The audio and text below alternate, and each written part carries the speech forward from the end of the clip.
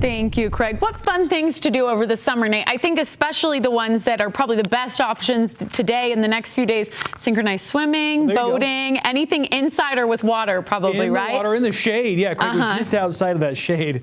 But yeah, here's a place you want to maybe cool off. Scott Taylor capturing some of the lakes near Mona. Beautiful conditions across portions of central Utah. Lots of sunshine.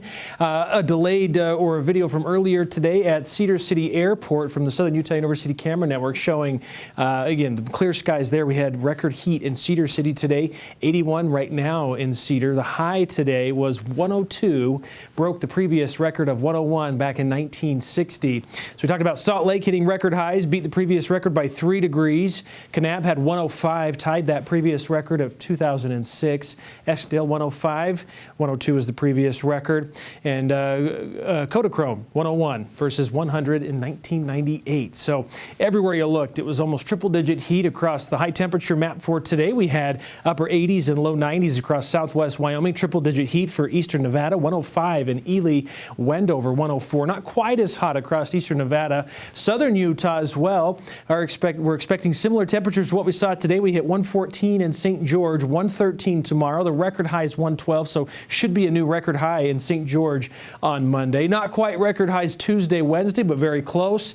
116 on Thursday is the record high. 109 is the forecast. 117 is the all-time record high for St. George. So we're certainly well above average and sizzling hot. Of course, when you're beating the heat, Sarah mentioned it, yeah, maybe you want to do something that involves water, staying cool or staying inside where there's AC.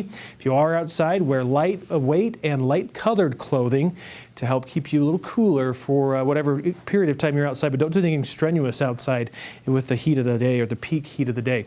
High pressure then staying in place for tomorrow.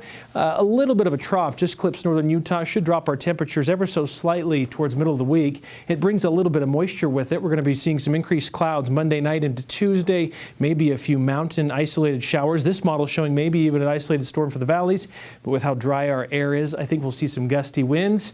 Not much, if any, moisture, maybe a tenth or, excuse me, maybe a hundredth of an inch if any moisture actually accumulates, with some lingering shower activity into Wednesday.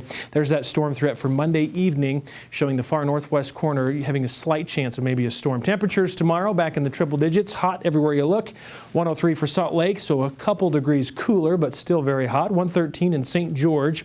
Should be a record high with the excessive heat warning still in place through tomorrow evening in southern Utah, and for the Wasatch Front through tomorrow evening at 9 o'clock. 110 on Tuesday, 109 Wednesday, Thursday, 110 on Friday, back to 110, and 108 Saturday, Sunday. So we're staying a little bit above average.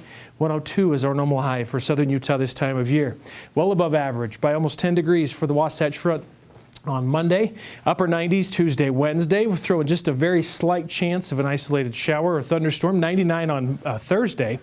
Back to triple-digit heat Friday, Saturday, and Sunday.